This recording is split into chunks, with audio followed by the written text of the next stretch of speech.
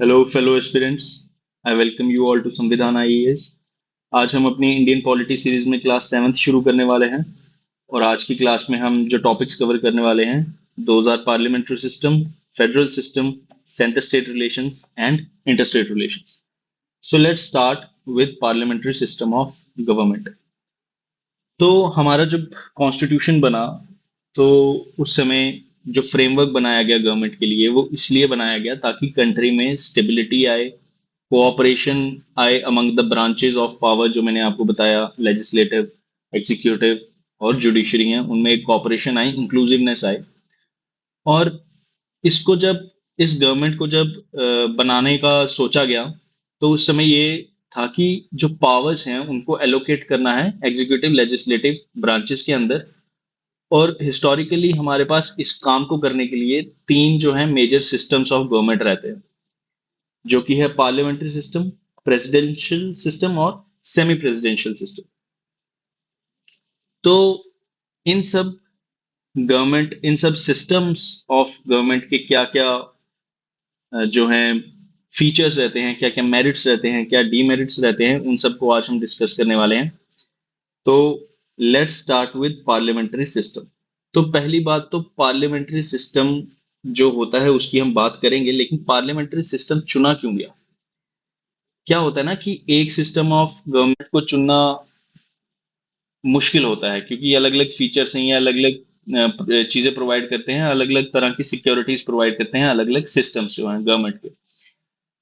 तो हम जब इसको डिसाइड करते हैं ना, तो इसका मतलब ये है कि हम अपने जो कंट्री है उसकी पॉलिटिकल डिसीजन मेकिंग के बारे में फैसला ले रहे हैं। उसके पैटर्न्स, किस तरह से डिसीजन मेकिंग पॉलिटिक्स में ली जाएंगी, पॉलिटिकल सिस्टम में जब हम पॉलिटी पढ़ रहे हैं उसमें किस तरह के डिसीजंस लिए जाएंगे, that would be decided by system of government. तो हमारी एक्सपेक्टेशंस को, हमारी अब हमारे देश की अलग अलग जरूरतें थी, उस उन जरूरतों के मुताबिक किस तरह की एक्सपेक्टेशंस हैं, उनको सर्व कौन सा government, system of government better serve करेगा, उसके लिए हमने एक सिस्टम चुना। और उस सिस्टम का नाम था पार्लियामेंट्री सिस्टम ऑफ गवर्नमेंट। अब इसको चुनने के ना कुछ रीजंस थे, तो वो रीजंस डिस्कस करते हैं। पहला रीजन है फेमिलियरिटी विद द सिस्टम। हमारे देश में ब्रिटिशर्स थे और ब्रिटिशर्स तो इसी इसी सिस्टम ऑफ गवर्नमेंट को लेके चलते थे। तो उस वजह से हमारी इसके साथ, इस सिस्टम में ऑपरेट करने में, इस सिस्टम के साथ चलने में हमारी काफी फेमिलियरिटी थी। हमें पता था किस तरह से चीजें चलती हैं इस सिस्टम में, पार्लियामेंट्री सिस्टम ऑफ गवर्नमेंट में। तो पहला रीजन तो ये था। उसके बाद दूसरा रीजन था preference to responsibility, not stability. अब पार्लियामेंट्री सिस्टम ऑफ गवर्नमेंट क्या है ना, कि उसमें गवर्नमेंट की रिस्पॉन्सिबिलिटी ज्यादा रहती है एज कंपेयर टू गवर्नमेंट की स्टेबिलिटी। प्रेसिडेंशियल सिस्टम में इसका उल्टा होता है, उनमें गवर्नमेंट बड़ी स्टेबल रहती है। हमारी गवर्नमेंट स्टेबल है, लेकिन पार्लियामेंट्री सिस्टम ऑफ गवर्नमेंट में जो होती है, गवर्नमेंट होती है, वो थोड़ी कम स्टेबल है as compare to presidential system. इसमें रिस्पॉन्सिबिलिटी ज्यादा है, प्रेसिडेंशियल सिस्टम में रिस्पॉन्सिबिलिटी कम है। तो हमारे कॉन्स्टिट्यूशन मेकर्स ने, हमारे जो कॉन्स्टिट्यूट असेंबली के मेंबर्स थे, उन्होंने कहा कि हम रिस्पॉन्सिबिलिटी को प्रेफर करते हैं। हमें गवर्नमेंट रिस्पॉन्सिबल चाहिए, स्टेबल ज्यादा ना भी हो तो चलेगा। तो हमने क्या किया, prefer responsibility over stability of government. उसके बाद एक और चीज जो नेक्स्ट हमारा रीजन आता है कि हमने क्यों पार्लियामेंट्री सिस्टम को चूज किया, तो वो ये था कि लेजिस्लेटिव एग्जीक्यूटिव में ना कॉन्फ्लिक्ट्स जो हैं वो अवॉइड करने के लिए। अब लेजिस्लेटिव और एग्जीक्यूटिव में कॉन्फ्लिक्ट कैसे अवॉइड होती है पार्लियामेंट्री सिस्टम में? तो पार्लियामेंट्री सिस्टम में आपको पता है कि लेजिस्लेचर हमारा पार्लियामेंट होता है, जो कि लॉज बनाता है। लेजिस्लेचर लॉज बनाता है, पार्लियामेंट हमारा लॉ बनाता है। तो अब आप एक चीज नोट कीजिए कि एग्जीक्यूटिव जो है वो लेजिस्लेटिव का ही पार्ट होती है। काउंसिल ऑफ मेंबर्स जो हमारे होते हैं, प्राइम मिनिस्टर जिनको हेड करते हैं, कैबिनेट जो हमारा होता है, वो पार्लियामेंट से ही तो निकल के आता है। तो अगर लॉज वही लोग बनाएंगे और वही लोग उन लॉज को एग्जीक्यूट करेंगे, तो उन आपस में कॉन्फ्लिक्ट तो कम ही होगी ना, रादर देन कि एक बंदा, एक ब्रांच लॉ बना रही है, दूसरी ब्रांच जो है वो एग्जीक्यूट कर रही है। तो इस वजह से उनमें कॉन्फ्लिक्ट्स आती हैं। हमारे तो एग्जीक्यूटिव लेजिस्लेटिव के अंदर से ही निकलता है, तो इस वजह से कॉन्फ्लिक्ट्स जो है वो अवॉइड की जा सकती हैं। इसके कुछ नेगेटिव्स भी हैं, वो भी हम डिस्कस करेंगे। और उसके बाद क्या है कि हमारी जो इंडियन सोसाइटी है वो कॉम्प्लेक्स है, हेटेरोजीनियस है, मतलब अलग अलग तरीके के लोग हैं, अलग अलग कल्चर्स हैं, अलग अलग भाषाएं बोली जाती हैं।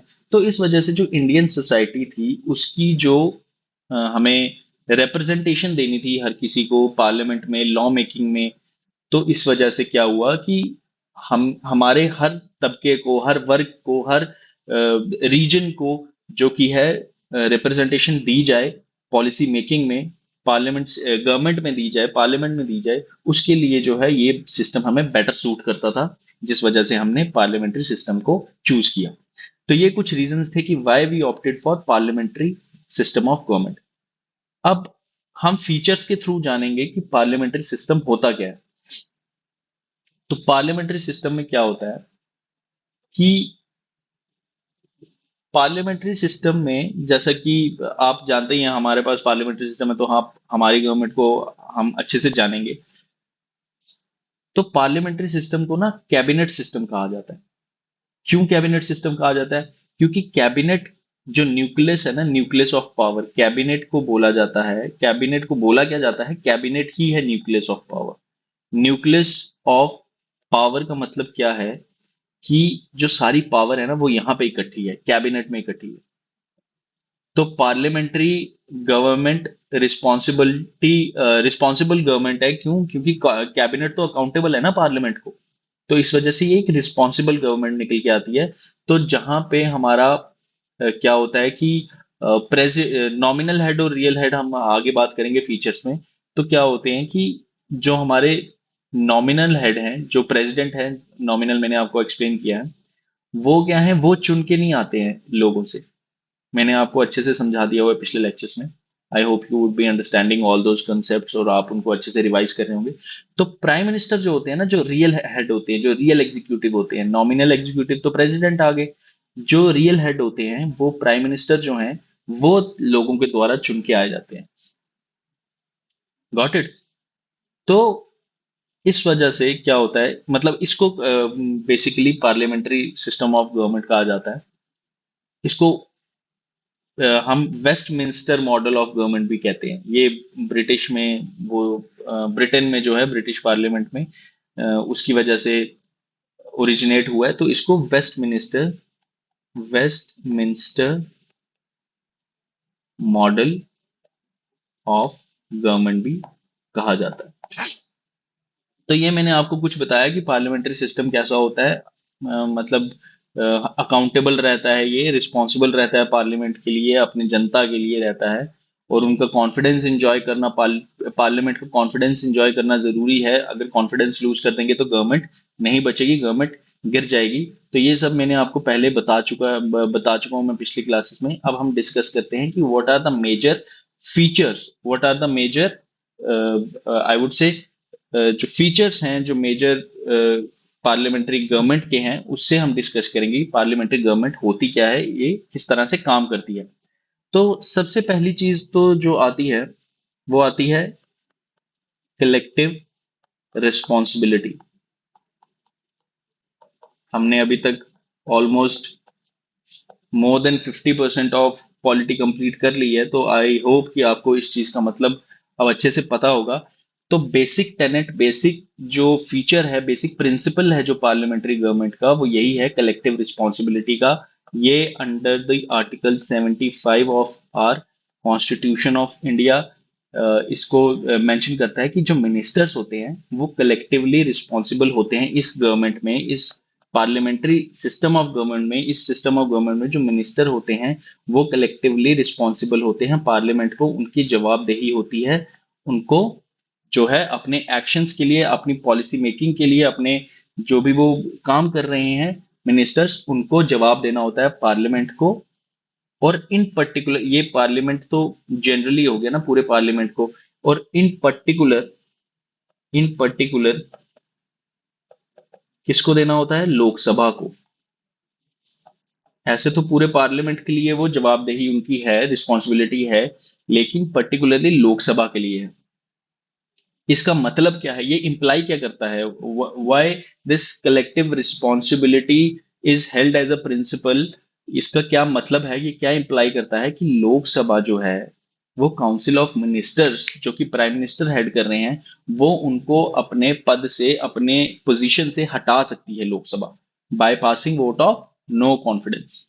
मैंने बताया था ना आपको कि लोकसभा जो है, लोकसभा में अगर कॉन्फिडेंस लूज कर देते हैं, अगर नो कॉन्फिडेंस मोशन पास हो जाता है, तो हमारी council of ministers headed by our PM वो हटा दी जा सकती है। इसलिए उनको, इसलिए ये रिस्पॉन्सिबिलिटी ये इंप्लाई करती है, ये इस रिस्पॉन्सिबिलिटी का ये जो है रिपरकशन आ सकता है, इम्प्लीकेशन आ सकती है कि आपको जो है लोकसभा के मुताबिक लोकसभा को रिस्पॉन्सिबिलिटी अपनी देते हुए, दिखाते हुए चलना पड़ेगा, नहीं तो लोकसभा आपको हटा देगी नो कॉन्फिडेंस मोशन पास करके। इसको कहा जाता है कलेक्टिव रिस्पॉन्सिबिलिटी कि council of ministers along with the prime minister who is the head of the council of ministers वो रिस्पॉन्सिबल रहते हैं, और अगर रिस्पॉन्सिबिलिटी अपनी नहीं पूरी करते हैं तो उनको हटाया जा सकता है by passing vote of no confidence. Then comes nominal and real heads. जो हमारी government parliamentary system of government है, या आप इसको, it would be better if you write it as executives. Head से एग्जीक्यूटिव आप कुछ भी लिख सकते हैं।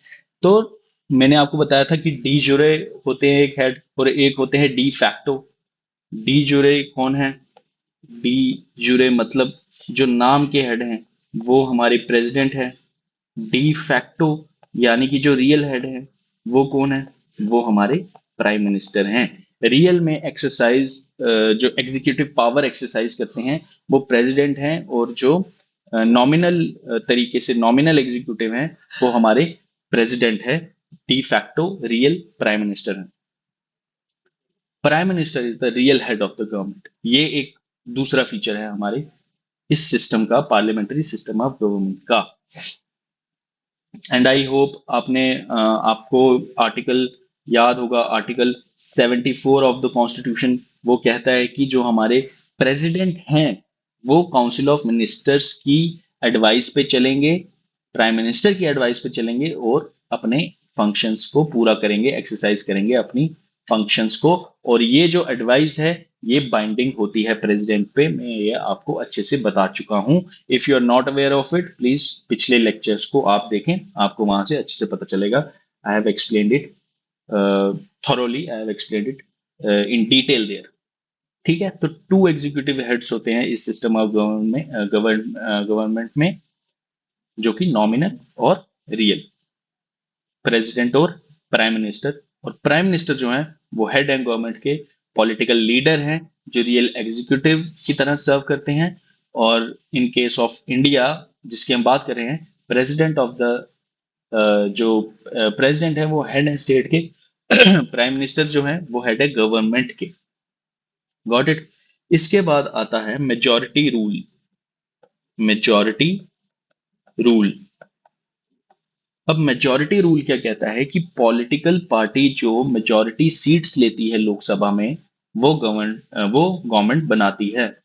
मेजॉरिटी अगर जो पार्टी की या जो कॉalition की, अगर आप गठबंधन की सरकार बनाते हैं, तो मेजॉरिटी जो लोकसभा में लेके आती है पार्टी, वही पार्टी गवर्नमेंट फॉर्म करती है, वही पार्टी गवर्नमेंट बनाती है।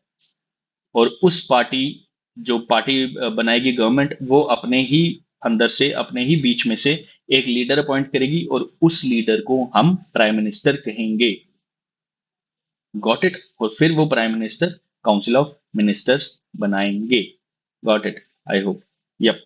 Now the next, which is the next feature of this system of government is leadership of the prime minister। Prime minister की लीडरशिप। पार्लियामेंट्री सिस्टम में रियल पावर जो है वो प्रधानमंत्री, प्राइम मिनिस्टर के पास होती है। और आप कह सकते हैं चांसलर्स होते हैं, जो दूसरे कंट्रीज में इनको जाना जाता है, चांसलर्स भी बोलते हैं।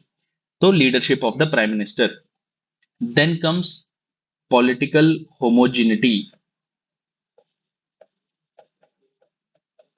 Political homogeneity. पॉलिटिकल होमोजेनिटी से क्या मतलब है कि मोस्ट ऑफ द केसेस में क्या होता है, जो काउंसिल ऑफ मिनिस्टर्स है वो सेम पॉलिटिकल पार्टी से आती है। काउंसिल ऑफ मिनिस्टर्स जो हैं उनकी ऑब्वियसली सेम पॉलिटिकल पार्टी से आएंगे, जनरली ऐसा होता है। तो सेम पॉलिटिकल पार्टी से आते हैं और उनकी जो पॉलिटिकल आइडियोलॉजी है, ऑब्वियसली अगर सेम पार्टी से आएंगे तो उनकी जो आइडियोलॉजी होगी, उनकी जो मान्यताएं होंगी, उनके जो प्रिंसिपल्स होंगे वो भी तो सेम ही होंगे। तो इसमें कोई हेट्रोजिनिटी नहीं होती, कोई अलग व्यूज को आप नहीं लेके आ सकते, कोई अलग तरीके की आपको एडवाइस नहीं मिलेगी अगर आप कोई फैसला ले रहे हैं तो। पॉलिटिकल होमोजिनिटी मतलब सारे जो हैं वो एक ही तरह से सोचेंगे, उनकी आइडियोलॉजी एक ही जैसी है। क्यों? क्योंकि सेम पॉलिटिकल पार्टी के हैं council of ministers. Got it? तो इस सिस्टम में जनरली पॉलिटिकल होमोजिनिटी होती है, एक जैसे पॉलिटिकल ख्यालात के लोग होते हैं। उसके बाद आता है डबल मेंबरशिप। Double membership. अब डबल मेंबरशिप से क्या मतलब है कि मिनिस्टर्स जो हैं वो दोनों लेजिस्लेचर का भी पार्ट है और एग्जीक्यूटिव का भी पार्ट है। क्या बताया था मैंने आपको पहले भी? जो मिनिस्टर्स हैं, मिनिस्टर्स वो मेंबर्स हैं, members of both. Both what? Minister he legislative का पार्ट है, लेजिस्लेचर का पार्ट है, और मिनिस्टर ही एग्जीक्यूटिव का भी पार्ट है। मैंने आपको क्या बताया था थोड़ी देर पहले कि लेजिस्लेचर से ही एग्जीक्यूटिव निकल के आती है। एग्जीक्यूटिव यानी council of ministers. Council of ministers he executive है, वही लेजिस्लेटिव है, वही लेजिस्लेचर के पार्ट हैं। तो इसमें डबल मेंबरशिप आ जाती है। अब आई होप आप समझ रहे हैं, आपको इतना अभी तक पता होना चाहिए। आई आई एक्सपेक्ट फ्रॉम यू कि लोकसभा जो होती है और राज्यसभा जो होती है वो मिलके क्या बनाते हैं? वो मिलके पार्लियामेंट बनाते हैं, है ना? और पार्लियामेंट में मैंने आपको क्या बताया था, हमारे प्रेसिडेंट भी पार्ट है पार्लियामेंट का, दो ही इज नॉट और she is not a member. तो ये मिलके क्या बनाते हैं? पार्लियामेंट बनाते हैं।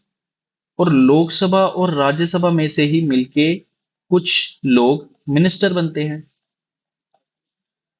और ये जो लोकसभा और राज्यसभा है, लोकसभा और राज्यसभा में ही तो कानून लॉज बनाए जाते हैं, एक्ट्स बनाए जाते हैं, अमेंडमेंट्स लाए जाते हैं कॉन्स्टिट्यूशन के लिए। और इन्हीं में से निकल के मिनिस्टर्स आते हैं।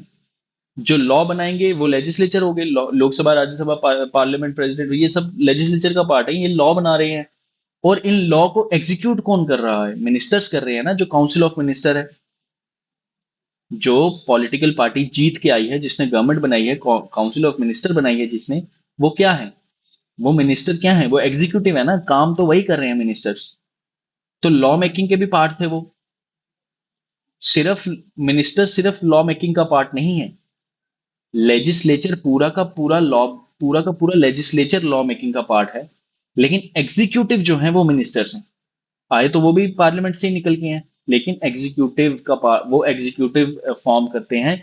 वो एग्जीक्यूटिव जो ब्रांच है वो बनाते हैं, क्योंकि उनके पास अलग अलग पोर्टफोलियोज हैं, उनके पास अलग अलग मिनिस्ट्री हैं जिसमें वो जाके काम करते हैं मिनिस्टर्स। तो वो जब काम कर रहे हैं, एग्जीक्यूट कर रहे हैं फंक्शंस को, उन लॉज को इम्प्लीमेंट कर रहे हैं अपनी अपनी मिनिस्ट्रीज में, अपने अपने फील्ड्स में, तो वो क्या है? वो एग्जीक्यूटिव हैं। तो हमारी इस सिस्टम ऑफ गवर्नमेंट में जो है अपना दो तरह की मेंबरशिप है, डबल मेंबरशिप है, कि you are a part of both executive as well as legislative branch of the government. तो हमारा कॉन्स्टिट्यूशन भी क्या कहता है कि मिनिस्टर जो है वो अगर मेंबर नहीं है पार्लियामेंट का, तो वो 6 महीने के अंदर अंदर रह सकता है। 6 महीने के अंदर अंदर उनको कहीं ना कहीं से इलेक्ट होके आना पड़ेगा, पार्लियामेंट का पार्ट बनना पड़ेगा। नहीं तो 6 महीने के बाद उनकी जो है जो मिनिस्ट्री है, जो उनकी पोजीशन है वो छिन जाएगी उनसे, वो 6 महीने के अंदर सीज हो जाएगी।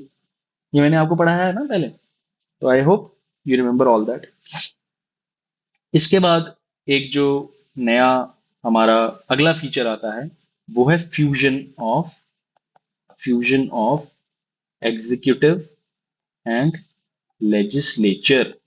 Fusion of executive and legislature ये है कि इनमें कोई क्लियर कट, मैंने बताया ना आपको, ये उसी से, ये इसी पहले पॉइंट से ही निकल के आती है ये चीज, कि क्लियर कट सेपरेशन नहीं है। There is no clear cut separation, no clear cut separation.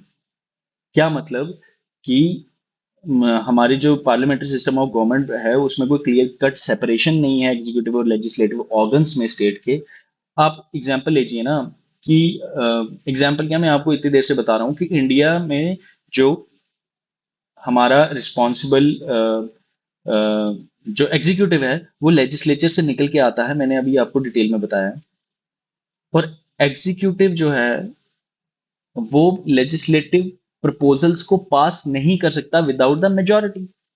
बताया ना मैंने आपको किस किस तरह की मेजोरिटी होती है, सिंपल मेजोरिटी की कई केसेस में स्पेशल मेजोरिटी चाहिए होती है।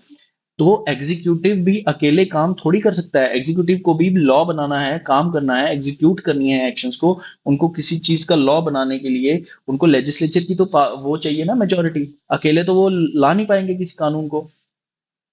और इसका क्या है, क्या मतलब है कि इनका फ्यूजन है, ये जुड़े हुए हैं एक दूसरे के साथ। एग्जीक्यूटिव जो है वो लेजिस्लेचर के बिना काम नहीं कर सकता, भले ही उनके पास सारी पावर्स हैं, उनके पास मिनिस्ट्रीज हैं, लेकिन उनको लेजिस्लेचर की जरूरत पड़ेगी। कॉन्फिडेंस लेजिस्लेचर का चाहिए, लोकसभा का चाहिए, तभी जाके वो काम कर पाएंगे। तो कोई क्लियर कट सेपरेशन नहीं है उनकी पावर्स में, कोई क्लियर कट सेपरेशन नहीं है एग्जीक्यूटिव और लेजिस्लेटिव ऑर्गन्स में।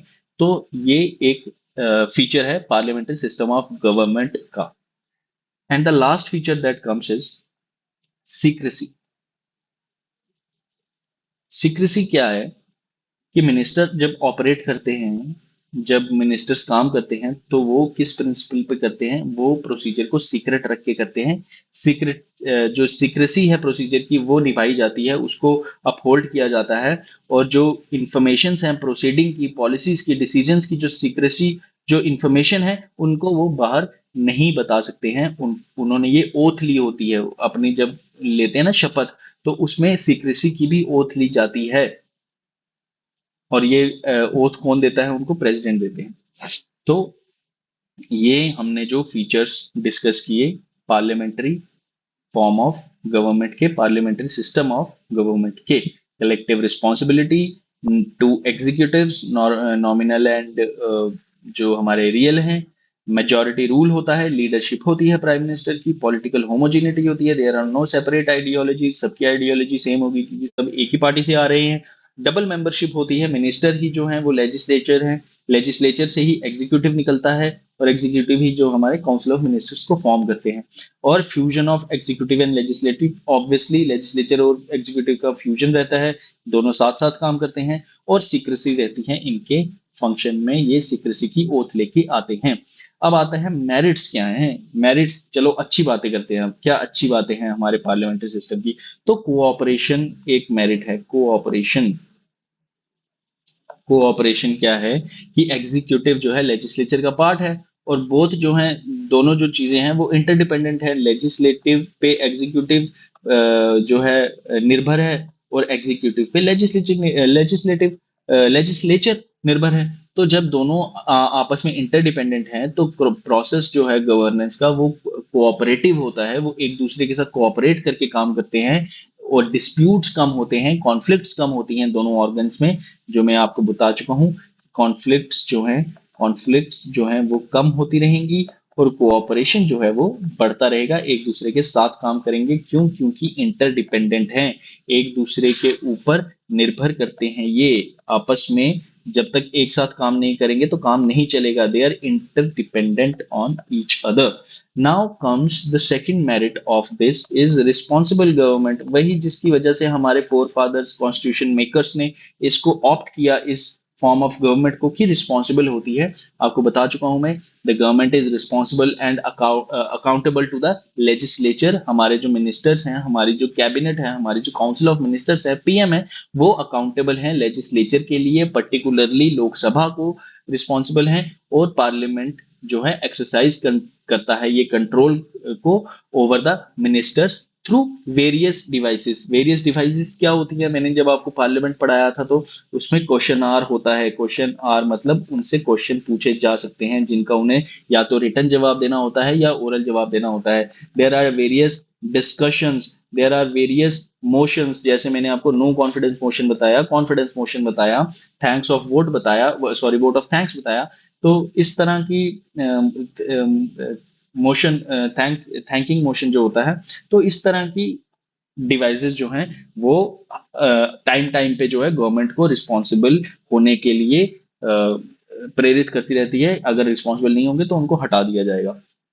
नेक्स्ट कम्स एडमिनिस्ट्रेटिव ईज, की एडमिनिस्ट्रेशन में आसानी होती है करने में। ऑब्वियसली एडमिनिस्ट्रेटिव ईज का काम करते हैं, ये इजी रहती है एडमिनिस्ट्रेशन। क्यों? क्योंकि मेंबर जो है एग्जीक्यूटिव के वो खुद ही लेजिस्लेचर के मेंबर्स भी हैं।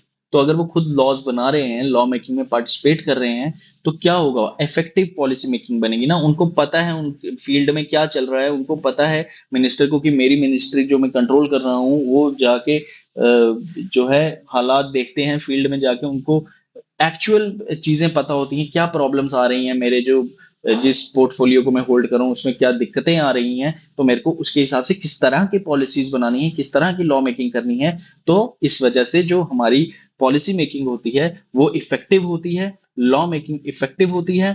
और जो है इसकी वजह से एडमिनिस्ट्रेटिव ईज आता है, एडमिनिस्ट्रेशन में आसानी होती है, effective policy making is done. और जिसकी वजह से there comes strong government, government strong निकल के आती है। इसके बाद क्या होता है कि इसका एक और बड़ा, एक मैं कहता हूं मेरिट है कि रेडी ऑल्टरनेटिव गवर्नमेंट।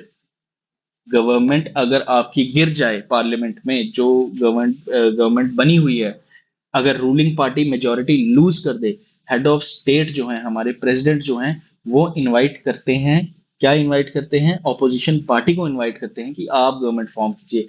मतलब अगर लोकसभा में हमारी जो रूलिंग गवर्नमेंट है, रूलिंग पार्टी है, अगर वो मेजोरिटी को लूज कर देती है, हार जाती है, मेजोरिटी नहीं बना पाती है, नो कॉन्फिडेंस आ जाता है, तो क्या होता है, जो हमारे हेड ऑफ द स्टेट हैं, प्रेसिडेंट हैं, जो हमारे हेड ऑफ स्टेट हैं, वो क्या करते हैं, वो वो हमारे इनवाइट करते हैं, किसको, वो इनवाइट कर सकते हैं अपोजिशन पार्टी को, जो अपोजिशन पार्टी या जो लार्जेस्ट पार्टी कह लें हम, जो पार्लियामेंट में बैठी हुई है, कि आइए आप गवर्नमेंट बनाइए। और ये ऑल्टरनेटिव गवर्नमेंट फॉर्म की जा सकती है विदाउट एनी फ्रेश इलेक्शंस। आपको अगर गवर्नमेंट गिर गई तो फ्रेश इलेक्शन कराने की जरूरत नहीं है, ये नहीं है कि आपको फ्रेश इलेक्शन कराने ही कराने हैं।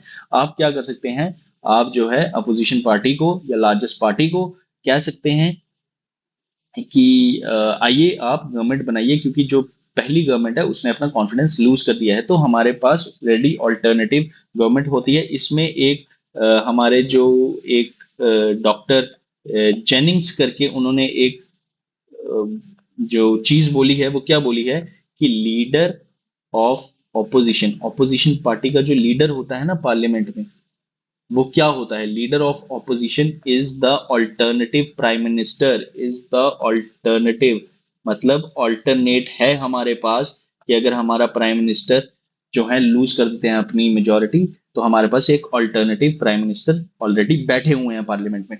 उसके बाद हमारे पास आता है कि broad representation, broad representation, broad representation होता है हमारी इस फॉर्म ऑफ गवर्नमेंट में। मेंबर्स जो होते हैं काउंसिल ऑफ मिनिस्टर्स के, वो अलग अलग सेक्शन से, अलग अलग रीजन से लाए जाते हैं कंट्री के। जरूरी नहीं है, आपको पता है, obviously this is very clear कि जो काउंसिल ऑफ मिनिस्टर्स हैं उसमें अलग अलग जगह के अलग अलग सेक्शंस के जो हैं वो मेंबर्स होते हैं काउंसिल ऑफ मिनिस्टर्स में। तो इतनी इंक्लूसिव रिप्रेजेंटेशन, इतनी जो इंक्लूसिविटी आती है रिप्रेजेंटेशन में, डिसीजन मेकिंग बॉडी सबसे बड़ी जो हाईएस्ट डिसीजन मेकिंग बॉडी के अंदर अगर आप अलग अलग तबके के लोगों को, अलग अलग रीजन्स के लोगों को कंट्री से ला रहे हैं, तो ये किसकी वजह से पॉसिबल है, ये पार्लियामेंट्री सिस्टम ऑफ गवर्नमेंट की वजह से ही पॉसिबल है। ब्रॉड रिप्रेजेंटेशन होती है, इंक्लूसिविटी आती है। इंक्लूसिविटी किस में आती है, इंक्लूसिविटी इन डिसीजन मेकिंग, आपको हर तरह के लोगों का जो डिसीजन मेकिंग में है उसमें पार्टिसिपेशन देखने को मिलता है।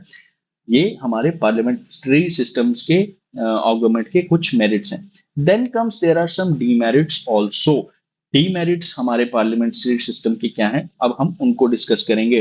तो जैसा कि मैंने बताया, अनस्टेबल है, रिस्पॉन्सिबल तो है लेकिन स्टेबिलिटी कम हो जाती है।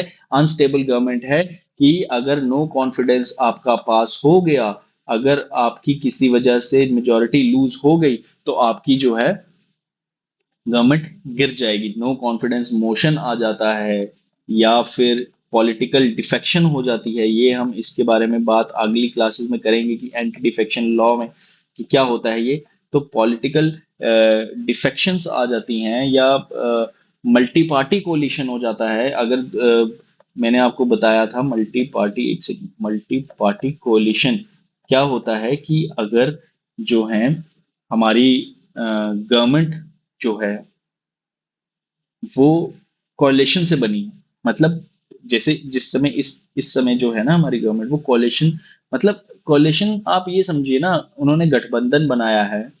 अब देखिए, बीजेपी तो एक पार्टी है। बीजेपी ने पिछले जो हमारे लोकसभा के इलेक्शन हुए थे उसने बीजेपी ने अकेले ने मेजोरिटी ले ली थी। बीजेपी पार्टी ने अकेले में मेजोरिटी ले ली थी, उसको किसी दूसरी की जरूरत नहीं थी। लेकिन इस बारी क्या हुआ है, जो हमारी लोकसभा है उसमें एनडीए ने मेजोरिटी ली है। एनडीए ने मेजोरिटी ली है। एनडीए जो पार्टी है, जो अलायंस है, अलायंस क्या होती है, जो मिल के लोग आए होते हैं, उसने मेजोरिटी ली है। अब एनडीए ने मेजोरिटी ली है, एनडीए में लार्जेस्ट पार्टी बीजेपी है। एनडीए में जो हमारा बीजेपी का कोalition, बीजेपी का जो अलायंस है, उसे क्या कहते हैं, एनडीए अलायंस। तो उसने इस बारी क्या लिया है, अपना मेजोरिटी लेके आए हैं वो, नेशनल डेमोक्रेटिक अलायंस जो है। ये मल्टीपल पार्टीज, पॉलिटिकल पार्टीज का एक अलायंस है जिसमें सबसे बड़ी पार्टी जो है वो बीजेपी है। इसलिए बीजेपी के मिनिस्टर्स हैं, बीजेपी की जो प्राइम मिनिस्टर है हमारे मोदी जी हैं। लेकिन क्या होता है कि अगर सपोज कीजिए, आप इसमें बाकी सारी पार्टीज भी तो हैं। अगर सपोज कीजिए क्या हो जाए कि इसमें से कोई एक या दो पार्टीज निकल के बाहर चली जाएं और अपना अलायंस तोड़ दें कि हम अब एनडीए के हिस्से नहीं हैं, हम अब एनडीए का जो हिस्सा नहीं है। तो क्या होगा कि इनकी जो सीट्स हैं वो चली जाएंगी। तो क्या हो सकता है कि मेजोरिटी जो है वो लूज कर सकते हैं ये लोकसभा में। और अगर मेजोरिटी लूज कर देंगे तो यही, सपोज आप कीजिए कि कांग्रेस के साथ मिल जाएं, और कांग्रेस ने अगर ज्यादा सीटें, लार्जेस्ट अपोजिशन पार्टी वही है, तो अगर कांग्रेस मिल जाए एक दो पार्टी के साथ, सपोज कीजिए, ये मैं यहाँ पे सपोज लिख देता हूँ, हाँ, कहीं कल को कुछ ऐसा वो ना हो जाए कि आपसे मिल जाए। इन्होंने, इनका भी अलायंस है ना, इंडिया अलायंस बनाया था ना इन्होंने, इन्होंने भी अलायंस बनाया था। इनका भी अलायंस है ना इंडिया करके।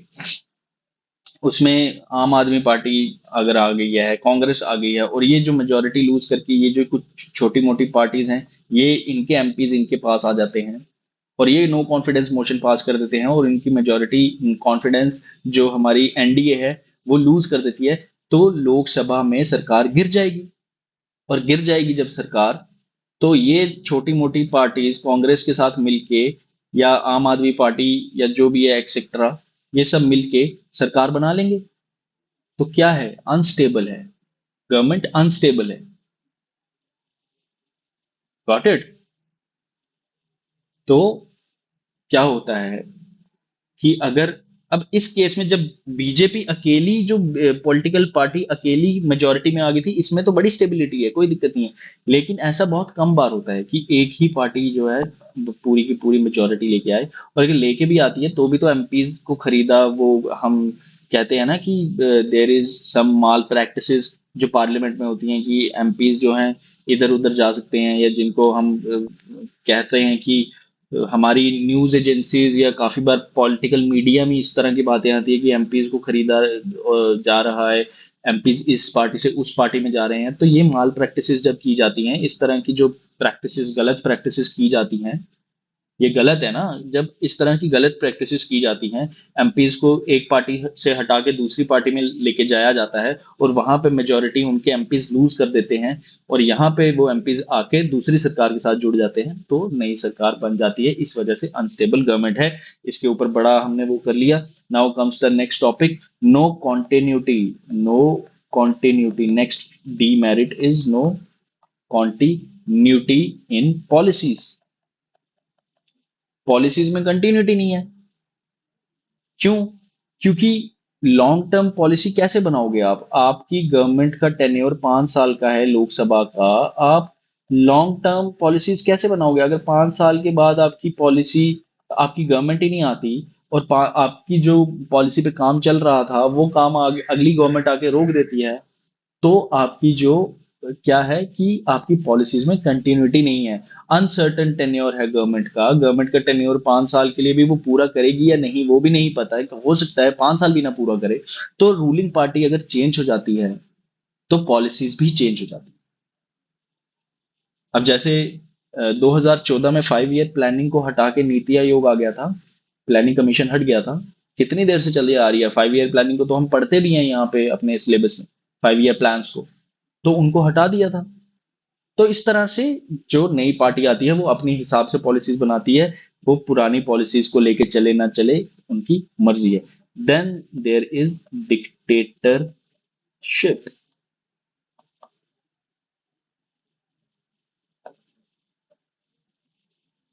Yes, dictatorship. डिक्टेटरशिप है किसकी? है कैबिनेट की। कैबिनेट जो है वो अपनी डिक्टेटरशिप चला सकते हैं। किस केस में? जब रूलिंग पार्टी के पास एब्सोल्यूट मेजोरिटी, ये मैंने आपको बताया ना, ये वाला केस, जब एक पार्टी के पास एब्सोल्यूट मेजोरिटी होती है, एब्सोल्यूट, उनको किसी से पूछने की जरूरत नहीं है, उनको किसी अलायंस से जुड़ने की जरूरत नहीं है। वो एक सिंगल पार्टी ही पूरे मेजोरिटी लेके आई है। More than 50% of the votes और द सीट्स इज इन, जो उन्होंने मेजोरिटी एक सिंगल पार्टी ने जीती है। तो पूरी की पूरी पार्टी क्या इंजॉय करती है? डिक्टेटरशिप आप इसको कह सकते हैं ऑफ कैबिनेट। की रूलिंग पार्टी जो है वो एब्सोल्यूट मेजोरिटी इंजॉय करती है पार्लियामेंट में, और कैबिनेट जो है वो एक वर्चुअल ऑटोक्रेटिक, आप कह सकते हो वर्चुअली ऑटोक्रेटिक पावर जो है नियरली हो जाती है उसकी। ऑटोक्रेटिक मतलब पूरी तरह से उनका अपना कंट्रोल होता है, कौन सी पॉलिसी बनानी है, कौन सी पॉलिसी नहीं बनानी है, किस प्लान को खारिज करना है, किस प्लान को लाना है। क्योंकि उनकी ही पार्टी जो है वो इंजॉय कर रही है एब्सोल्यूट मेजोरिटी को पार्लियामेंट में। पार्लियामेंट में आपके ही एमपीज बैठे हुए हैं, लोकसभा में आपके ही एमपीज बैठे हुए हैं। आपको किसी बिल को पास कराना है, आपको मेजोरिटी चाहिए, मेजोरिटी आप ही की पार्टी की है लोकसभा में, है ना।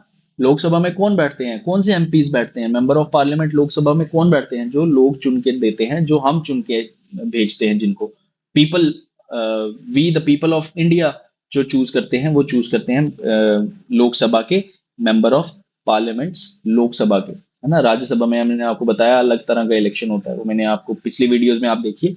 लेकिन लोकसभा में जब वो लोग चुन के आते हैं, मेजोरिटी लेके आते हैं, तो अब उनकी अपनी पार्टी के पास पूरी की पूरी मेजोरिटी है, वो क्या देखेंगे ऑपोजिशन को? उनको क्या जरूरत है ऑपोजिशन के वोट्स की? या उनको क्या जरूरत है किसी दूसरी अलायंस या किसी दूसरी छोटी मोटी पार्टी की? उनकी अपनी पार्टी की भी पूरी मेजोरिटी है। तो वो पूरी तरह से जिस लॉ को पास करना चाहे कर सकते हैं, जिस लॉ को खत्म करना चाहे कर सकते हैं, जो अमेंडमेंट लाना चाहे वो ला सकते हैं। जैसे 1970 में नेशनल इमरजेंसी जब लाई थी हमारी जो पीएम ने, वो कैबिनेट को कंसल्ट किया ही नहीं था।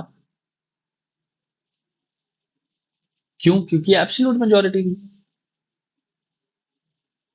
Got it. उसके बाद आता है हमारा, this is against separation of power. ये जो फॉर्म ऑफ गवर्नमेंट है, parliamentary form of government, it is against separation of power. हम तो कहते हैं हमने इंडिया में सेपरेशन ऑफ पावर्स लेके चलनी है, सेपरेशन ऑफ पावर्स के प्रिंसिपल फॉलो करना है। लेकिन executive is part of legislature.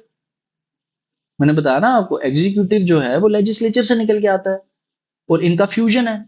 Executive और लेजिस्लेचर साथ साथ काम करते हैं।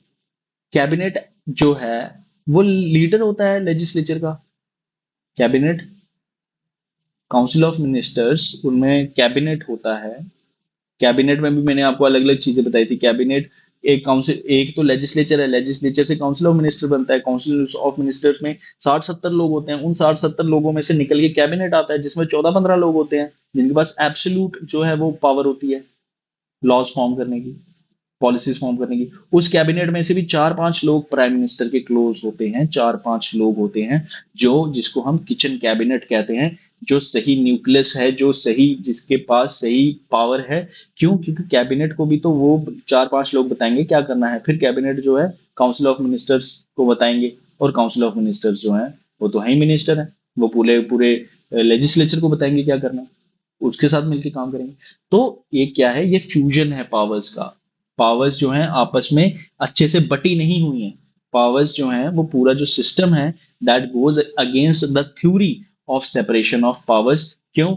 क्योंकि एग्जीक्यूटिव जो है, मैंने आपको ऊपर बताया, वो लेजिस्लेचर से ही निकल के आया। And the last demerit is, this is government of amateurs. Amateur क्या होते हैं? जो मेच्योर, जिनको हम कहते हैं ना मेच्योर, किसी एरिया में कोई मेच्योर नहीं है।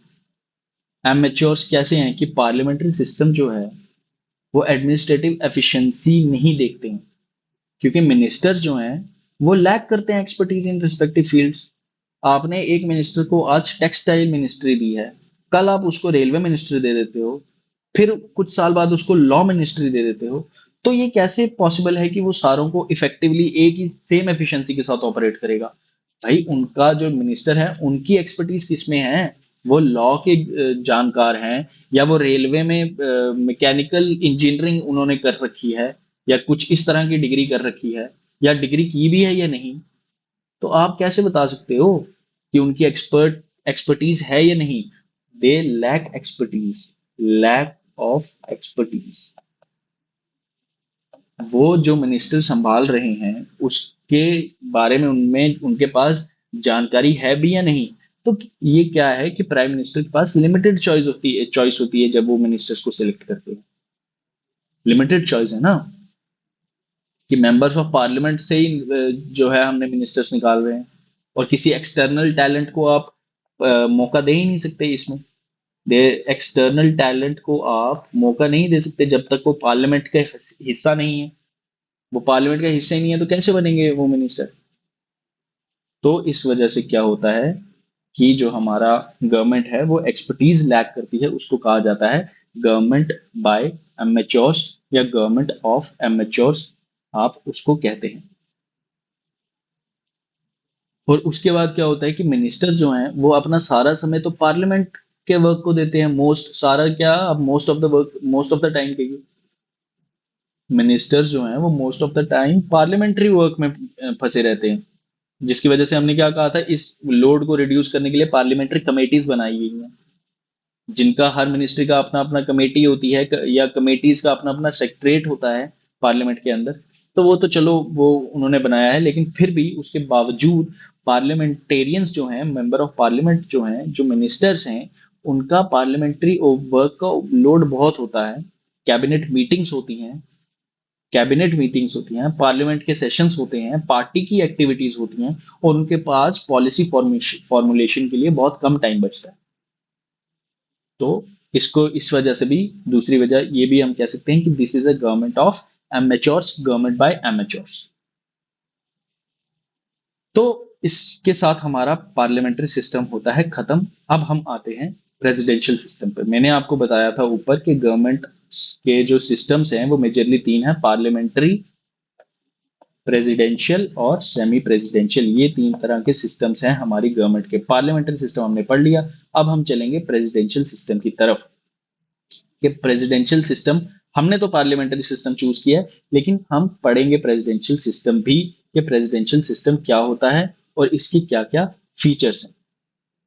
तो इसको हमने इतना डिटेल में नहीं पढ़ना है, इसको हम ऊपर से ही देखेंगे। क्यों? क्योंकि हमारी गवर्नमेंट तो ये फॉलो कर नहीं रही है, और इसलिए हमें इसको ज्यादा इतने एक्सटेंसिवली पढ़ने की जरूरत नहीं है। But sure we will see its features and some merits or demerits also.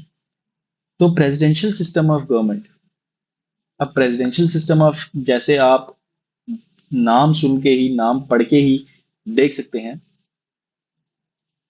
कि अनलाइक इंडियन कॉन्स्टिट्यूशन, जैसा हमारा इंडियन कॉन्स्टिट्यूशन है उसके अगेंस्ट, मतलब आई वुड नॉट से अगेंस्ट, उससे विपरीत क्या है कि अमेरिकन कॉन्स्टिट्यूशन है। और अमेरिकन कॉन्स्टिट्यूशन जो है वो बोलता है presidential system of, presidential form of government के बारे में। अमेरिका में इस तरह की गवर्नमेंट चलती है। और अब हम देखेंगे कि पार्लियामेंट्री जो है, सॉरी प्रेसिडेंशियल जो है, उसमें क्या क्या फीचर्स हैं। तो प्रेसिडेंशियल सिस्टम में सबसे पहले तो इसमें सिंगल एग्जीक्यूटिव होता है। सिंगल एग्जीक्यूटिव, सिंगल एग्जीक्यूटिव का मतलब क्या, जैसे हमारे में एक नॉमिनल हेड है, एक रियल हेड है, दो दो हेड हैं, दो दो तरह के एग्जीक्यूटिव्स हैं। यहाँ पे प्रेसिडेंट जो हैं यहाँ पे जो प्रेसिडेंट हैं यूएसए के, आप समझ के चलिए, क्योंकि आपको जब एक कंट्री का रेफरेंस लेके चलेंगे ना तो आपको समझने में आसानी होगी। तो इसमें president he head of state है और president he head of government है। हमारे में क्या होता है, head of state is president and head of government is prime minister. लेकिन यहाँ पे दोनों काम जो है प्रेसिडेंट ही देखेंगे। सिंगल एग्जीक्यूटिव है, दो एग्जीक्यूटिव का प्रावधान यहाँ पे नहीं है।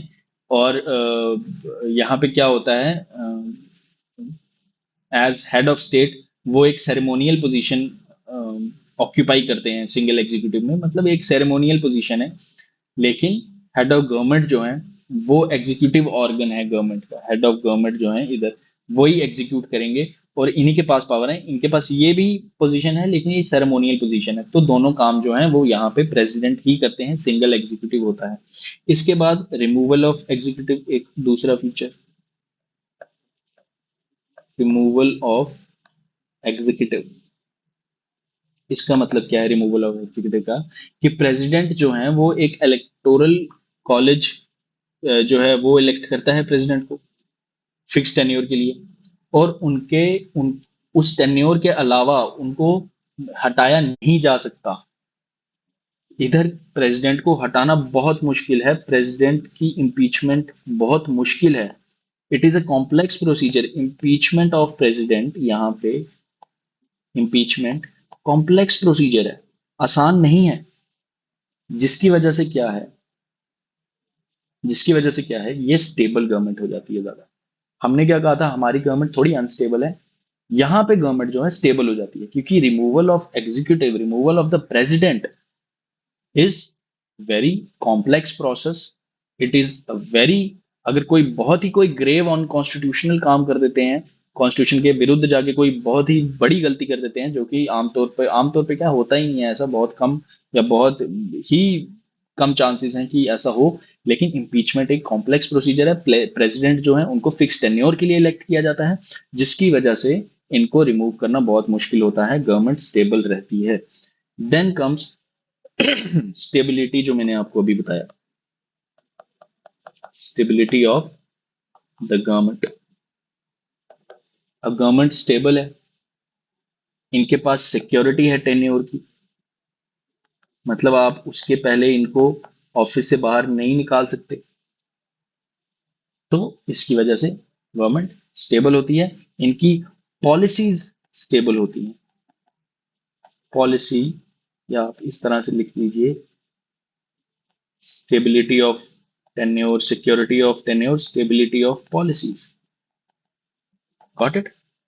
Now comes no responsibility, no responsibility, no responsibility to the legislature as opposite, as opposed, unlike India, unlike the parliamentary system of government जो हम फॉलो करते हैं।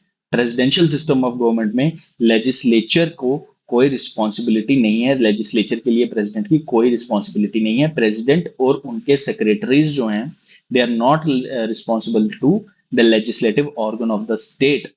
अगर वो कोई एक्ट करते हैं, कोई पॉलिसीज बनाते हैं, तो कोई एग्जीक्यूटिव एक्शन लेते हैं, तो दे आर नॉट रिस्पॉन्सिबल। क्यों not responsible? Because they are not the members of legislature. Because because they are not members of legislature. हमने क्या कहा, हमारा काउंसिल ऑफ मिनिस्टर तो मेंबर है लेजिस्लेचर का, डुअल मेंबरशिप है, एग्जीक्यूटिव का मेंबर भी है, लेजिस्लेचर का मेंबर भी है। यहाँ पे लॉज ये नहीं बनाते हैं, ये लेजिस्लेचर का पार्ट नहीं है, लेजिस्लेचर का मेंबर नहीं है, तो प्रेसिडेंट और उनके सेक्रेटरीज जो हैं, यहाँ पे मिनिस्टर्स को सेक्रेटरीज कहा जाता है, तो प्रेसिडेंट और उनके सेक्रेटरीज जो हैं वो रिस्पॉन्सिबल नहीं है टू द लेजिस्लेचर। क्यों? क्योंकि वो रिस्पॉन्सिबल, वो मेंबर नहीं है लेजिस्लेचर के। Then comes dissolution of lower house. Dissolution of the lower house। इसका मतलब क्या है? President can not dissolve the house of legislature.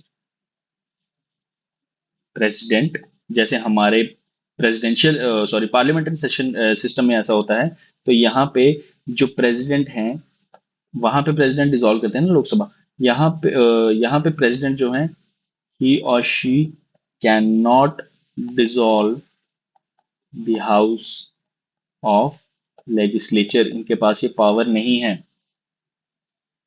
जैसे हमारे प्रेसिडेंट के पास है। देन कम्स कि पॉलिटिकल हेट्रोजेनिटी। हमने क्या कहा था, हमारे में पॉलिटिकल होमोजेनिटी होती है, यहाँ पे पॉलिटिकल हेट्रोजेनिटी है। हेट्रोजेनिटी, पॉलिटिकल हेट्रोजेनिटी मतलब यहाँ पे प्रेसिडेंट जो हैं वो एक टीम के साथ काम करते हैं, जो कि नॉन इलेक्टेड ऑफिशियल्स हैं। यहाँ पे नॉन इलेक्टेड ऑफिशियल्स हैं, यहाँ पे मिनिस्टर्स इलेक्ट होके नहीं आ रहे हैं, यहाँ पे नॉन इलेक्टेड ऑफिशियल्स हैं। तो प्रेसिडेंट देखेंगे ना उनको, कौन सी टीम चाहिए, तो वो ऑब्वियसली उसी को बुलाएंगे जिसको उसके उस फील्ड की जानकारी हो। अगर उन्होंने कोई इस तरह का सेक्रेटरी बनाना है, डिफेंस सेक्रेटरी बनाना है, तो वो एक इस ऐसे इंसान को लाएंगे जो आर्मी से होगा। हमारे जो डिफेंस के मिनिस्टर हैं वो आर्मी के थोड़ी हैं, या वो आर्मी के पार्ट थोड़ी हैं, वो तो सिविलियन थे। या आप कह सकते हैं कि उनको आर्मी का कोई वो अपना एक्सपीरियंस थोड़ी था जब पहली बार मिनिस्टर बने थे, या उन्होंने जाके सरहद पे हमारे बॉर्डर पे जाके कोई जंग थोड़ी लड़ी है। लेकिन यहाँ पे क्या कर सकते हैं, यहाँ पे नॉन इलेक्टेड ऑफिशियल्स होते हैं उनकी टीम में, प्रेसिडेंट की टीम में non elective members comprise the team of the president, और वो उनको जहां से किसी ऑब्वियसली किसी ऐसी जगह से लाएंगे, किसी इस ऐसी फील्ड से लाएंगे जहां की उनको नॉलेज हो। तो पॉलिटिकल हेट्रोजेनिटी है, होमोजेनिटी नहीं है, एक पार्टी के लोग नहीं होंगे। हेट्रोजेनिटी होगी, पॉलिटिकल हेट्रोजेनिटी, क्योंकि प्रेसिडेंट ही और she works with the team, और वो टीम नॉन इलेक्टेड ऑफिशियल्स की होती है जो कि अलग अलग बैकग्राउंड से होते हैं। Then comes strict separation of power. हमारे में स्ट्रिक्ट नहीं था, यहाँ पे स्ट्रिक्ट सेपरेशन ऑफ पावर होता है।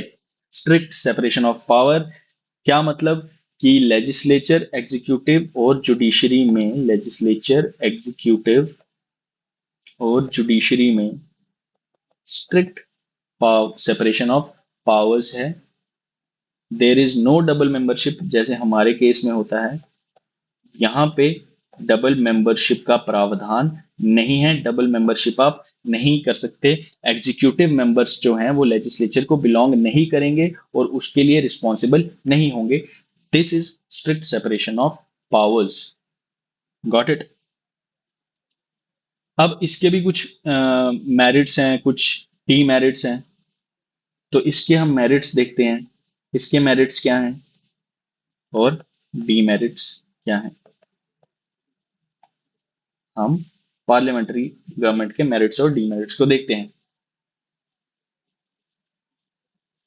सॉरी, पार्लियामेंट्री नहीं, प्रेसिडेंशियल, है ना, हम प्रेसिडेंशियल की बात कर रहे थे।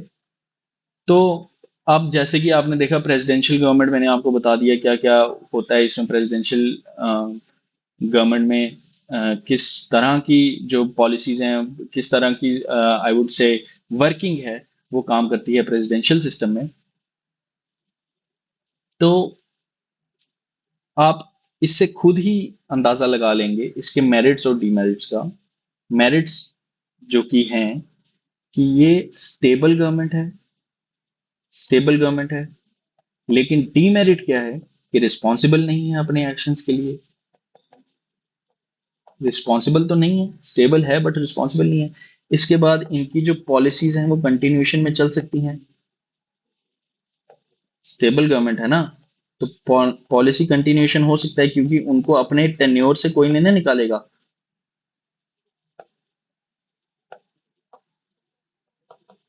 पॉलिसी कंटिन्यूटी होगी। उनको अपने टेन्योर से कोई नहीं हटाएगा 5 साल या जितने देर के लिए भी, अगर आप गवर्नमेंट जो है जितने देर के लिए भी टेन्योर देती है आपको प्रेसिडेंट बनने का प्रेसिडेंशियल सिस्टम में, तो आपकी पॉलिसी उतनी देर के लिए तो चलेगी ही। 4-5 साल के लिए तो आप काम करेंगे, आपको 2 साल के बाद कोई हटा तो नहीं देगा। पॉलिसी कंटिन्यूटी है। तो इसकी वजह से, पॉलिसी कंटिन्यूटी की वजह से क्या होता है कि इसमें भी तो एरिस्टोक्रेसी का कुछ कंपोनेंट आ सकता है ना। आप अपनी मर्जी से पॉलिसी फॉर्मुलेशन कर सकते हैं ना। ठीक है। देन कम्स की पॉलिटिकल हेट्रोजेनिटी है। पॉलिटिकल हेट्रोजेनिटी हमने पढ़ा, तो इसके इसमें आपका ये तो आ जाएगा कि you would say political heterogeneity में आपका एक मेरिट आ जाएगा कि आपने जो है एक्सपर्टीज एक्सपर्टीज वाले ऑफिशियल्स को बुला लिया जिनको एक्सपर्टीज है, लेकिन आपकी रिप्रेजेंटेशन तो नहीं हुई ना। आपने सपोज एक ही जगह के लोगों को बुला लिया, या एक ही कुछ ऐसे तबके के लोगों को बुला लिया जो सपोज जिन्होंने अपना अच्छा मुकाम हासिल किया हुआ है, जो एक एलीट क्लास से आते हैं, तो रिप्रेजेंटेशन तो चलेगी। हर किसी को रिप्रेजेंटेशन तो नहीं मिला।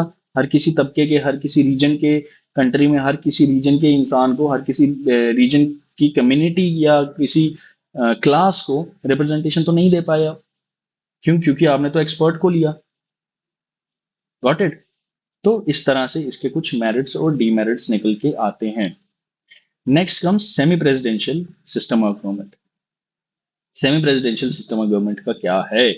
तो सेमी प्रेसिडेंशियल सिस्टम में डुअल एग्जीक्यूटिव होता है। Dual executive. डुअल एग्जीक्यूटिव का क्या मतलब है? सेमी प्रेसिडेंशियल सिस्टम में डुअल एग्जीक्यूटिव का क्या मतलब है? तो डुअल एग्जीक्यूटिव मतलब इसमें जो हमारे प्रेसिडेंट होते हैं वो तो पॉपुलरली इलेक्टेड होते हैं। Popularly elected president. हमारे सिस्टम में प्रेसिडेंट को कौन इलेक्ट करता है? उनके इलेक्टोरल कॉलेज में हम लोग तो नहीं होते, सिटीजन ऑफ इंडिया तो नहीं होते। लेकिन यहाँ पे प्रेसिडेंट पॉपुलरली इलेक्टेड होते हैं, जो कि फीचर हमने यहाँ पे भी देखा था। प्रेसिडेंशियल सिस्टम में भी प्रेसिडेंट इलेक्ट होके आते हैं। यहाँ पे पॉपुलरली इलेक्टेड होते हैं प्रेसिडेंट। लेकिन जो प्राइम मिनिस्टर होते हैं, जो यहाँ पे प्राइम मिनिस्टर होते हैं, यहाँ पे भी दोनों होते हैं, ठीक है। यहाँ पे भी दोनों होते हैं। लेकिन यहाँ पे क्या है कि जो प्रेसिडेंट है वो भी पॉपुलरली इलेक्टेड होके आए हैं, directly by the people. Directly directly by people. और जो हमारे प्राइम मिनिस्टर हैं वो भी मेजोरिटी पार्टी को बिलोंग करते हैं। Belongs to belongs to majority party. मतलब इनके पास भी मेजोरिटी इंजॉय कर रहे हैं, ये भी मेजोरिटी इंजॉय कर रहे हैं। Majority party in legislature. Got it.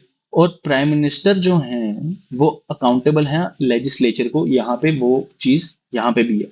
लेकिन यहाँ पे डुअल एग्जीक्यूटिव, जैसे हमने ऊपर बात की थी, अपने पार्लियामेंट्री सिस्टम में बात की थी, कि वहां पे भी क्या था, जो दोनों हमारे डुअल एग्जीक्यूटिव, वहां पे भी था, टू एग्जीक्यूटिव हेड्स थे। लेकिन एक तो डी जूरे था, एक डी फैक्टो था, एक डी जूरे था, एक डी फैक्टो था। यहाँ पे दोनों ही लोगों से इलेक्ट होके आए हैं। वहां पे एक नॉमिनल था, एक रियल था। यहाँ पे तो दोनों ही इलेक्ट होके आए हैं, दोनों ही काम कर रहे हैं। इसलिए क्या होता है, डुअल एग्जीक्यूटिव होती है, इसलिए क्या होता है, इनका जो रोल है कॉम्प्लीमेंट्री हो जाता है। कॉम्प्लीमेंट्री रोल फॉलो करते हैं, ये कॉम्प्लीमेंट्री रोल्स निभाते हैं। कॉम्प्लीमेंट्री रोल्स का मतलब क्या होता है? प्रेसिडेंट जो हैं वो रिप्रेजेंट करते हैं अपनी स्टेट और नेशन को। जो प्राइम मिनिस्टर होते हैं वो पॉलिसीज, पॉलिसी लीडरशिप को और day to day functioning of the government को अपहोल्ड करते हैं, उसको एक्सरसाइज करते हैं। Got it. तो दोनों आपस में एक दूसरे के साथ मिलके काम करते हैं सेमी प्रेसिडेंशियल में। उसके बाद एक तीसरा जो एक और आता है। अब दोनों ही इलेक्ट होके आए हैं तो दोनों को पावर चाहिए होगी ना। तो इसलिए इसमें पावर शेयरिंग होती है। Executive powers are shared.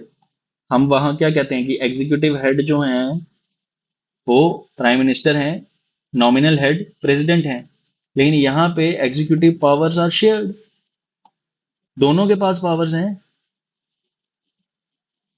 President के पास भी हैं एग्जीक्यूटिव पावर्स, प्राइम मिनिस्टर के पास भी हैं एग्जीक्यूटिव पावर्स। तो ये क्या है, ये कॉम्बो है, ये जो सिस्टम है ये कॉम्बिनेशन है दोनों का, combination of presidential system as well as parliamentary system.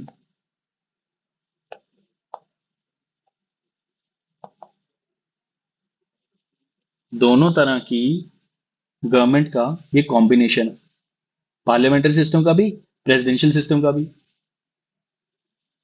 इनमें पॉलिटिकल पावर और अथॉरिटी दोनों में डिवाइडेड है, एग्जीक्यूटिव पावर दोनों में डिवाइडेड है, प्रेसिडेंट और प्राइम मिनिस्टर के पास भी।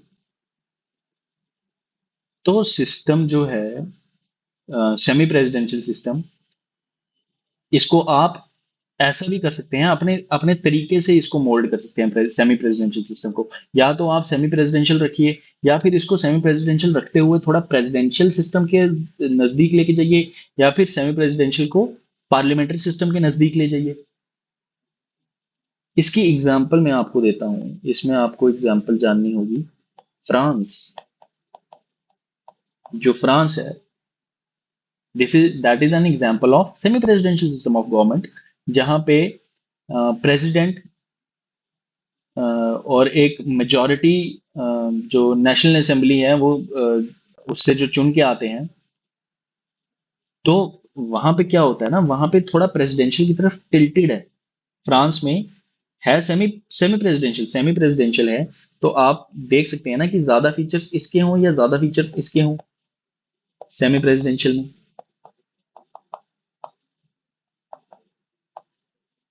आपने ज्यादा पावर किसको दे दी, प्रेसिडेंट को दे दी या प्राइम मिनिस्टर को दे दी।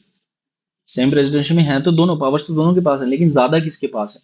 तो आप इस तरह से उसको अपने हिसाब से बिठा सकते हैं कहीं भी, जो गवर्नमेंट होगी, जो कॉन्स्टिट्यूशन वहां का होगा कंट्री का, दैट कैन डू। और फ्रांस में क्या है, इन्होंने ज्यादा प्रेसिडेंट की तरफ बिठाया हुआ है, इन्होंने ज्यादा पावर्स प्रेसिडेंट को दी हैं। यहाँ पे इसको क्या कहेंगे, प्रेसिडेंशियलाइजेशन, प्रेसिडेंशियलाइजेशन। इन्होंने प्रेसिडेंट सेमी प्रेसिडेंशियल को फॉलो कर रहे हैं, लेकिन ज्यादा थोड़ा किसको दिया हुआ है, प्रेसिडेंट को थोड़ा ज्यादा दिया हुआ है। तो प्रेसिडेंशियलाइजेशन इन्होंने की हुई है वहां पे, इसको हम प्रेसिडेंशियलाइजेशन बोलेंगे। साउथ कोरिया,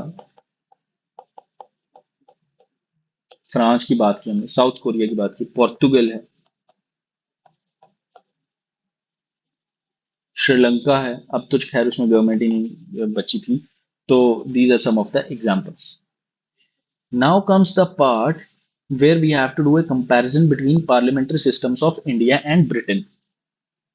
अब इंडिया के पास भी पार्लियामेंट्री सिस्टम है और ब्रिटिश के पास भी पार्लियामेंट्री सिस्टम है, ऑब्वियसली हमने वहीं से लिया हुआ है, तो वहीं से आता है अपना ये presidential system, parliamentary system sorry.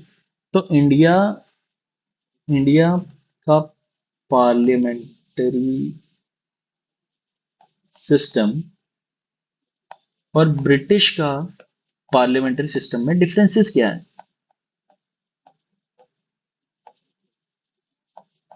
India में भी पार्लियामेंट्री सिस्टम है, ब्रिटेन में भी पार्लियामेंट्री सिस्टम है, लेकिन कुछ डिफरेंसेस हैं इनके बीच, इन दोनों के सिस्टम्स में कुछ डिफरेंसेस हैं। उन डिफरेंसेस को हम देखते हैं आगे, क्या डिफरेंसेस है। तो पहला तो ये रिपब्लिकन सिस्टम है, रिपब्लिकन सिस्टम है।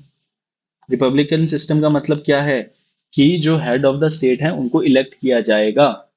Head of the state, head of the government, दो हेड होते हैं, head of the state is president, head of the government is prime minister.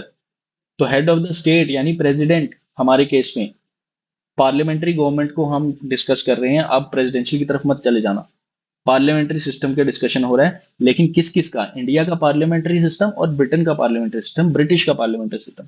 इन दोनों के पार्लियामेंट्री सिस्टम की डिफरेंसेस की बात हो रही है। अब प्रेसिडेंशियल को छोड़ दो, अब पार्लियामेंट्री सिस्टम पे आओ, लेकिन इन दोनों का। तो इनके पार्लियामेंट्री, हमारे इंडिया के पार्लियामेंट्री सिस्टम रिपब्लिकन सिस्टम है, यानी कि हमारा जो हेड ऑफ द स्टेट है, वहां पे हेड ऑफ द स्टेट कौन है, वहां पे head of the state king है, क्वीन है और प्राइम मिनिस्टर है। यहाँ पे हेड ऑफ द स्टेट कौन है, प्रेसिडेंट है। और head of the government prime minister है, वहां पे भी head of the government prime minister है। यहाँ पे head of the state president है, वहां पे head of the state king है, क्वीन है। I am repeating my self, आप क्लियरली इसको इसलिए समझ सके।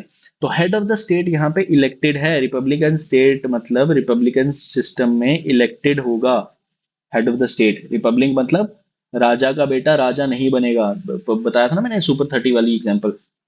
तो जो चुन के आएगा, जो इलेक्ट होके आएगा, वो बनेगा प्रेसिडेंट। यहाँ पे क्या है, यहाँ मोनार्किकल है, मोनार्किकल है। मोनार्क होते हैं ना, राजा। तो यहाँ पे मोनार्किकल सिस्टम है, मोनार्क होते हैं यहाँ पे। और ये क्या होते हैं, ये इलेक्टेड नहीं होते, ये हेरिडिटरी होते हैं। हेरिडिटरी मतलब राजा का बेटा ही राजा बनेगा और कोई इलेक्शन नहीं होगा। हेरिडिटरी, क्वीन है, उसका बेटा है या बेटी है, जो भी उसका आने वाला वारिस है, वो मोनार्किकल सिस्टम में बनेगा नेक्स्ट किंग और क्वीन। वो हेड ऑफ द स्टेट को एंजॉय करेगा, वो हेड ऑफ द स्टेट की पोजीशन को एंजॉय करेगा।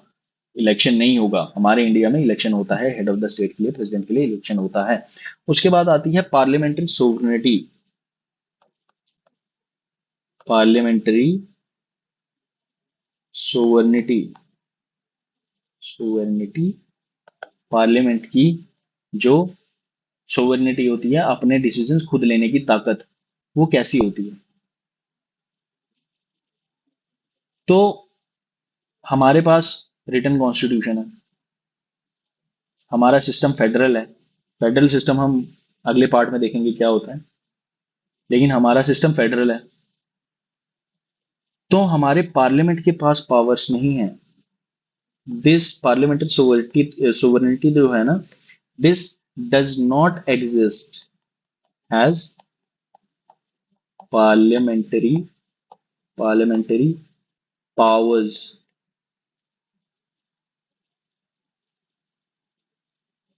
पार्लियामेंट्री सोवरेनिटी एग्जिस्ट नहीं करती है। क्यों? क्योंकि पार्लियामेंट्री पावर्स जो हैं इंडिया में, वो रिस्ट्रिक्टेड हैं। पार्लियामेंट्री पावर्स जो हैं वो रिस्ट्रिक्टेड हैं। रिस्ट्रिक्टेड है ना, रिटन कॉन्स्टिट्यूशन है, वहां लिखा हुआ है। पार्लियामेंट की पावर्स रिस्ट्रिक्ट कर दी जाती हैं कॉन्स्टिट्यूशन से। जैसे मैंने आपको क्या बताया था, जुडिशियल रिव्यू एक एग्जांपल बताई थी। पार्लियामेंट की पावर पे रिस्ट्रिक्शन है ना एक। पार्लियामेंट की सोवरेनिटी नहीं है कि पार्लियामेंट जो चाहे वो करे, लेकिन यहाँ पे parliament is sovereign. Parliament is, British parliament is sovereign. वो जो लॉ लाना चाहें ला सकते हैं, उनकी लिमिट्स पे कोई पावर नहीं है। नो लिमिट्स ऑन पावर्स, उनकी पावर्स पे कोई लिमिट नहीं है। यहाँ पे हमारे इंडिया में पार्लियामेंट की सोवरेनिटी पे, पार्लियामेंट की पावर्स पे कुछ रिस्ट्रिक्शंस लगाई गई हैं हमारे कॉन्स्टिट्यूशन के थ्रू। जैसे फेडरल सिस्टम है, जैसे जुडिशियल रिव्यू है, वो हम आगे बढ़ेंगे। फेडरल सिस्टम अभी मैं आपको आगे बताऊंगा कि स्टेट की भी तो कोई पावर है। सारी की सारी पावर पार्लियामेंट के पास थोड़ी है, कुछ कुछ स्टेट के पास है। यहाँ पे ब्रिटिश में, ब्रिटेन के पार्लियामेंट में, ब्रिटिश पार्लियामेंट्री गवर्नमेंट में, पार्लियामेंट इज सोवरेन। पार्लियामेंट के पास हद पावर है, कोई लिमिटेशन नहीं है, जो लॉ लाना चाहे ला सकते हैं। Then comes prime minister.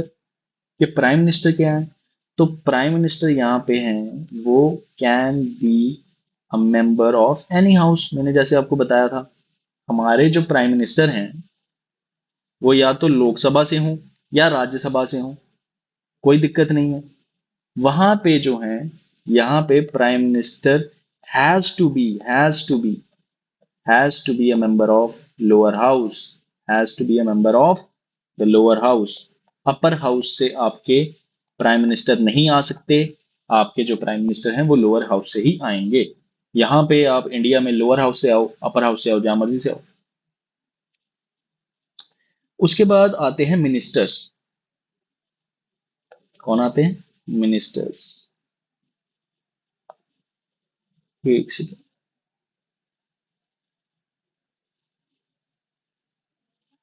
क्या हो गया इसको? हाँ जी, मिनिस्टर्स। तो मिनिस्टर्स की क्या बात है कि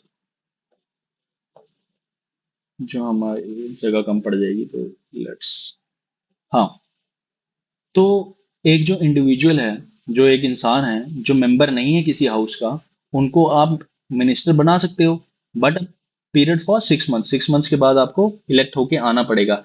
एनी इंडिविजुअल, कोई भी इंडिविजुअल जो है, can be A minister, can be A minister, मैंने आपको बताया था, बट फॉर 6 मंथ्स। उसके बाद उनको जो है इलेक्शन लड़के कहीं से जीत के आना पड़ेगा, मेंबर बनना पड़ेगा। यहां पे क्या है, जो एमपी है, जो ऑलरेडी एमपी है, मेंबर ऑफ पार्लियामेंट है, उन्हीं को मिनिस्टर बनाया जाएगा, बस। ऐसे ही किसी को आप मिनिस्टर नहीं बना सकते।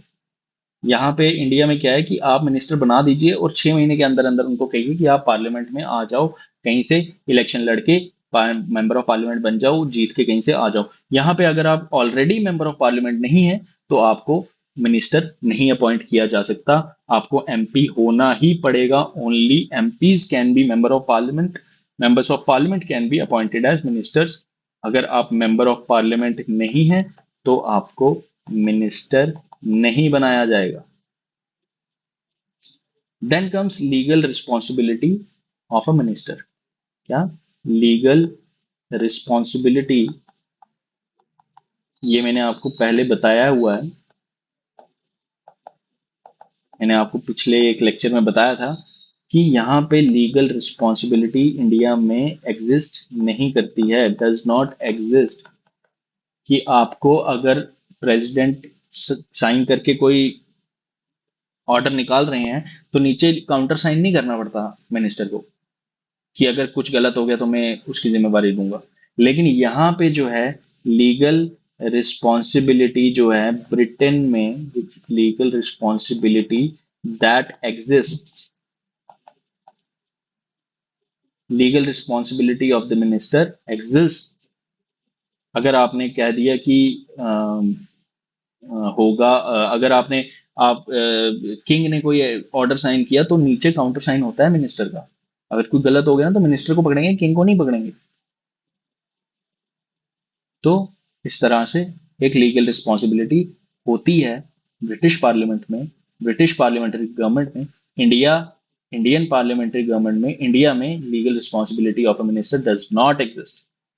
There is no need to countersign the official acts of president, वहां पे करना पड़ेगा। और इसके बाद एक सिंपल सा आपको बता देते हैं यहाँ पे एक डिफरेंस, यहाँ पे लोअर हाउस को लोकसभा कहा जाता है, यहाँ पे अपर हाउस को जो है राज्यसभा कहा जाता है। इतना तो आपको पता हो ही चुका होगा अभी तक। और यहाँ पे जो है लोअर हाउस है उसे हाउस ऑफ कॉमन्स कहते हैं, मतलब जो कॉमन लोगों से चुन के आते हैं, है ना। और हमने क्या कहा, प्राइम मिनिस्टर जो होंगे वो लोअर हाउस यानी हाउस ऑफ कॉमन्स का पार्ट होंगे। वेयर एज अपर हाउस जो है उसे हाउस ऑफ लॉर्ड्स कहा जाता है, house of lords. Got it. So यहाँ पे हमारा जो है सिस्टम ऑफ गवर्नमेंट, हमारा एक टॉपिक था। पार्लियामेंट्री गवर्नमेंट हमने पढ़ी, पार्लियामेंट्री सिस्टम हमने पढ़ा। अब फेडरल सिस्टम हम बाद में देखेंगे, नेक्स्ट पार्ट में देखेंगे।